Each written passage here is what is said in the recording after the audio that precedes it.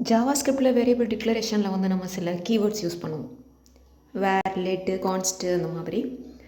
So இந்த எக்ஸாம்பிளை வந்து நம்ம ஒன் பை ஒன்னாக பார்த்துடலாம். வேர் கொடுத்தா வேல்யூஸ் எப்படி வந்து ஸ்டோர் ஆகும், லெட் கொடுத்தா எப்படி ஸ்டோர் ஆகும், கான்ஸ்ட்டு கொடுத்தா எப்படி ஸ்டோர் ஆகும், அதை எப்போ யூஸ் பண்ணுறது. ஸோ அதெல்லாம் நம்ம இந்த வீடியோவில் வந்து பார்க்கலாம். ஸ்கிரிப்ட் அப்படிங்கும் போது கண்டிப்பாக நம்ம என்ன பண்ணணும் அப்படின்னா, இந்த மாதிரி ஒரு ஸ்கிரிப்ட் டேக் போட்டு தான் நீங்கள் கொடுக்குற மாதிரி இருக்கும். நான் வந்து ஒரு ஏ அப்படிங்கிற நேமில் ஒரு வேரியபிள் வந்து க்ரியேட் பண்ணுறேன் வித் வேர் கீவேர்டு. ஸோ இதில் பாருங்கள், நான் அந்த ஏ அப்படிங்கிற வேல்யூ வந்து நான் பிரிண்ட் பண்ண போகிறேன். டாக்குமெண்ட்.ரைட்டில் ஏ அப்படின்னு நான் கொடுக்குறேன். ஸோ இப்போ நமக்கு அவுட்புட் வந்து பார்த்திங்க அப்படின்னா 1 அப்படின்னு கிடச்சிருக்கு. மெமரியில் வந்து ஏ அப்படிங்கிற பேரில் ஒரு வேல்யூ ஸ்டோர் ஆகிருக்கு. சிம்பிள். இப்போ அகெயின் என்ன பண்ணுறேன் அப்படின்னா, வேர் ஏ ஈக்குவல் டு 2 அப்படின்னு கொடுக்குறேன். ஆல்ரெடி ஒரு பேர் இருக்குது ஏ அப்படிங்கிற பேரில். இப்போ நான் திரும்ப கொடுக்கும்போது இந்த வேல்யூ என்ன ஆக போகுது அப்படின்னா ரீப்ளேஸ் ஆக போகுது. ஓகே, அந்த லெட்டோட எக்ஸாம்பிள் பார்த்துடலாம். ஸோ அதே எக்ஸாம்பிள் தான். லெட் ஏ ஈக்குவல் டு 1 அப்படின்னு நான் மாற்றிருக்கேன். இதை வந்து கமெண்டில் போட்டுக்கலாம். ஸோ இப்போ வேல்யூ வந்து பார்த்திங்கன்னா அவுட்புட்டில் நமக்கு 1 அப்படின்னு கிடச்சிருக்கு. அடுத்து இந்த கீவேர்டை நான் இப்போ சேஞ்ச் பண்ண போகிறேன். வேறு எடுத்துகிட்டு லெட் யூஸ் பண்ணுறேன். அதே பேரில் தான் நான் வேல்யூ 2 எடுத்துகிட்டு போய் நான் சேவ் பண்ணுறேன். ஸோ இப்போ நமக்கு இந்த இடத்துல அவுட்புட் வரல. அப்போ என்ன இஷ்யூவாக இருக்கும்? ஸோ அதை நம்ம பேஜ் வந்து இன்ஸ்பெக்ட் பண்ணி பார்த்துடலாம். ஓகே, ஸோ அதில் இந்த கன்சோலில் பார்த்தீங்க அப்படின்னா உங்களுக்கு எரர் மெசேஜ் தெரியும். அதை நான் உங்களுக்கு காப்பி பண்ணி பேஸ்ட் பண்ணுறேன் பாருங்கள்.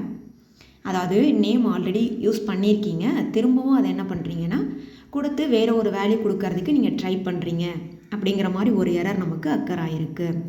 அப்போ என்ன பண்ணணும் அப்படின்னா, லெட்டு கீவேர்டு போட்டு திரும்ப நீங்கள் அந்த நேம் யூஸ் பண்ணக்கூடாது இந்த இடத்துல. ஓகேவா? பட்டு நான் அதே நேமை யூஸ் பண்ணிக்கலாமா அப்படின்னா, எஸ், நீங்கள் புதுசாக க்ரியேட் பண்ணுறதா அர்த்தமாயிடும். லெட் ஏ அப்படின்னு கொடுக்கும்போது திரும்பவும் நீங்கள் அதே பேரில் வேறு ஒரு மெமரியை க்ரியேட் பண்ணுறதா மீனிங் ஆகிடும். அப்போ எனக்கு வந்துட்டு நியூவாக ஒரு மெமரி க்ரியேட் பண்ண வேண்டாம், அந்த மெமரியில் எனக்கு வேல்யூவை ரீப்ளேஸ் பண்ணணும் அப்படின்னு சொல்லக்கூடியதான் அந்த message. A has already been declared, A already இருக்குது அப்படின்னு அர்த்தம். ஸோ புதுசாக க்ரியேட் பண்ணாமல் அதை நீங்கள் சேஞ்ச் பண்ணிக்கலாம். ஸோ நெக்ஸ்ட் ஒன் வந்து பார்த்தீங்கன்னா கான்ஸ்ட். ஸோ கான்ஸ்ட்டை பொறுத்த மாட்டில் நம்ம கீவேர்டை மட்டும்தான் நான் சேஞ்ச் பண்ண போகிறேன். கான்ஸ்ட்டு ஏ ஈக்குவல் டு 1. இந்த கீழே இருக்கக்கூடிய வேல்யூவை ரிமூவ் பண்ணிக்கலாம். சேவ் பண்ணிக்கிறேன் ஃபைலை. இப்போ நமக்கு வேல்யூ வந்து பார்த்திங்கன்னா ஒரு கான்ஸ்டன்டான வேல்யூ 1 கிடச்சிருக்கு. மறுபடியும் அதே பேரில் நான் க்ரியேட் பண்ணுறேன் 2 அப்படின்னு சொல்லி. இதுவும் சேம் லைக் லெட் மாதிரி தான். திரும்ப என்ன பண்ண முடியாதுன்னா அதே பேரில் க்ரியேட் பண்ண முடியாது. அப்போ ஆல்ரெடி நமக்கு என்ன எரர் வந்ததோ அதே எரர் தான் திரும்பவும் நமக்கு கிடைக்க போகுது இருக்குது அப்படின்ற மாதிரி ஒரு எரர் கிடச்சிருக்கு. A has already been declared. Okay, already declare ஆகிருக்குல்ல. நம்ம அந்த கான்ஸ்ட்டை மட்டும் எடுத்துகிட்டு லெட்டில் மாதிரி அந்த ஏல நம்ம என்ன பண்ணலாம், வேல்யூவை சேஞ்ச் பண்ணலாமா? ஓகே, அப்படி நம்ம சேஞ்ச் பண்ணாலுமே திரும்ப ஒரு எரர் நமக்கு என்ன ஆயிருக்கு அப்படின்னா அக்கர் ஆகிருக்கு. அதாவது அசைன்மெண்ட் டு கான்ஸ்டன்ட் வேரியபிள் அப்படிங்கிற மாதிரி ஒரு எரர், ஒரு டைப் எரர் வந்துட்டு நமக்கு க்ரியேட் ஆகிருக்கு.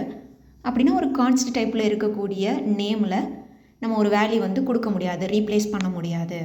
எக்ஸாம்பிளுக்கு பார்த்தீங்க அப்படின்னா நம்ம ஜிஎஸ்டிலாம் கொடுக்கும்போது கான்ஸ்டன்ட்டில் கொடுத்தோம் அப்படின்னா வேறு யாரும் சேஞ்ச் பண்ண முடியாது. பையோட